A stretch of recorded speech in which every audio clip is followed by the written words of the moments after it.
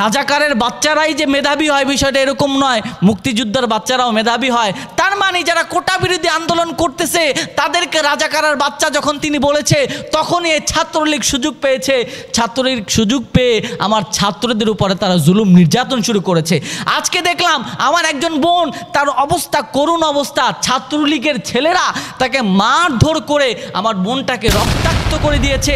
তার গত আলোচনায় বলেছিলাম যে বাংলাদেশে মেধার কোনো মূল্য নেই এবং আমার ছাত্র সমাজ যারা কোটা বিরোধী আন্দোলন করতেছিল, আজকে আমি নিউজ দিকে এত পরিমাণ অবাক হয়েছি যে যেই ছাত্ররা কোটা বিরোধী আন্দোলন করেছে তারা না পেরে তাদের পিঠ দেওয়ালে ঠেকে গিয়েছে। গতকাল রাত্রে দেখলাম যে শাহবাগ থেকে নাস্তিক মুরতাদরা আমার নবীর বিরুদ্ধে, আল্লাহর বিরুদ্ধে কথা বলেছিল, সেই শাহবাগেই আমার বাংলার ছাত্র ভাইয়েরা সেখানে গিয়ে তারা কোটা বিরোধী আন্দোলন করেছে।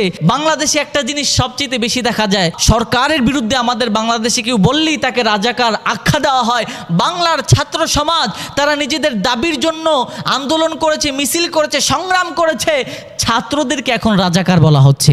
এবং আমি যেটা দেখলাম যে ছাত্ররা এটা প্রতিবাদ এমনভাবে করলো যে তুমি কে আমি কে, রাজাকার রাজাকার, মানে তারা বুঝাতে চাইলো যে বাংলাদেশ এমন এক জায়গা যেখানে নিজের সত্যের পক্ষে কথা বললেও নিজেকে রাজাকার হতে হয়। এখানে রাজাকার মানেই হচ্ছে সরকার বিরোধী, দেশ বিরোধী, অনেকে বুঝায়। এই জন্য ছাত্র ভাইরা সেটার প্রতিবাদ জানিয়েছে, তুমি কে আমি কে, রাজাকার রাজাকার, অর্থাৎ নিরীহ মানুষদেরকে যারা সত্যের কথা বলে, যারা সত্যের পথে সংগ্রাম করে, তাদের কি বাংলাদেশে রাজাকার বানিয়ে দেওয়া হয়। এবং আমি আরেকটা জিনিস বুঝি না, ছাত্ররা আন্দোলন করলো কিন্তু আমার ছাত্রলীগ ভাইয়েরা গতকাল রাতে সেই ছাত্রদেরকে পিটানোর জন্য তারা লাঠি ছোড়া নিয়ে মাঠে নামলো। আমার বুঝে আসে না, ছাত্রলীগ যারা করে আসলে কি তারা মানুষ না? বাংলাদেশে আমার অনেক ছাত্রলীগ ভাইয়ের সাথে আমার পরিচয় আছে এবং আপনারা জানেন আমার টু দ্য রাইটে আমি অনেক বড় বড় ছাত্রলীগের নেতাদের নিয়ে আলোচনাও করেছি, তাদের মুভমেন্ট আমার কাছে ভালো মনে হয়েছে। কিন্তু দিন শেষে দেখি যে ছাত্রলীগ ভাইদের এমন কর্মকাণ্ড যে তাদের কর্মকাণ্ডের কারণে তাদের উপরে ধিক্কার আসে। বাংলার মানুষ ছাত্রলীগ নাম শুনলেই তাদের মনের মধ্যে ঘৃণা তৈরি হয়। কেন? কালকে ছাত্ররা তারা কোটা বিরোধী আন্দোলন করেছে, সেই কোটা বিরোধী আন্দোলনের মধ্যে আমার ছাত্রলীগ ভাইদের তো দরকার ছিল না তাদেরকে ডিফেন্স করার, তাদেরকে মারধর করার জন্য মাঠে নামার। তারা মাঠে নেমে কি করলো?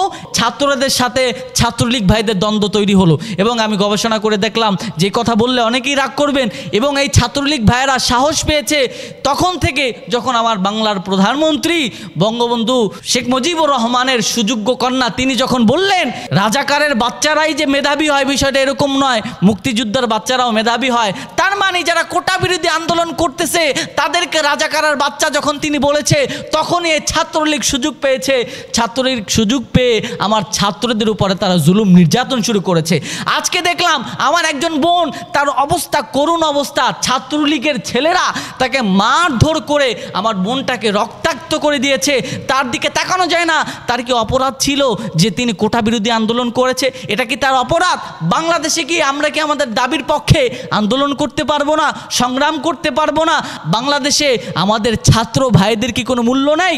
আমি সরকার বাহাদুরকে বলতে চাই, দেখেন পৃথিবীর কোনো জায়গায় ছাত্রদের সাথে কোনো ক্ষমতাশালী দল ডিফেন্স করে তারা চিরদিন ক্ষমতায় টিকে থাকতে পারে নাই। আমি বলবো যদি আপনি ক্ষমতায় থাকতে চান অবশ্যই ছাত্রদেরকে নিয়ে থাকতে হবে। ছাত্র সমাজকে ডিফেন্স করে আপনি ছাত্রলীগ দিয়ে ছাত্র ভাইদেরকে মারধর করে আমার বোনদেরকে মারধর করে ক্ষমতায় থাকবেন, সেটা পারবেন না। যদি ক্ষমতা আপনার টিকে রাখতে হয় অবশ্যই ছাত্র সমাজকে আপনার খুশি রাখতে হবে, তাদের মতকে প্রাধান্য দিতে হবে।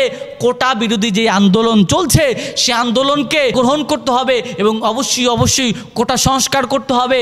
আমার বাংলার ছাত্র ভাইয়েরা তারা কিন্তু কোনো সরকার বিরোধী আন্দোলন করছে না, তারা কোনো দলের বিরুদ্ধে আন্দোলন করছে না, তারা কোটা সংস্কারের জন্য আন্দোলন করছে। আমার প্রশ্ন, তাদেরকে কেন রাজাকার বলা হচ্ছে? তারা তো কোনো মুক্তিযুদ্ধ নিয়ে কোনো কথা বলে নাই, দেশ বিরোধী কোনো কথা বলে নাই, সরকার বিরোধী কোনো কথা বলে নাই, তাদেরকে কেন রাজাকার বলা হলো? এটা আমরা জানতে চাই এবং আমরা বলবো যে এখনো সময় আছে ছাত্র ভাইদের। এটা শুধু ছাত্রদের, আমি আগেও বলেছি ছাত্রদের আন্দোলন নয়, এটা গোটা বাংলাদেশের মানুষদের আন্দোলন। আমাদের সকলের দাবি গ্রহণ করে নেন, আপনার চেয়ার মজবুত হবে। আর যদি ছাত্রদেরকে আপনি খেপিয়ে তোলেন ইনশাল্লাহ বেশি দিন আর ক্ষমতায় টিকতে পারবেন না।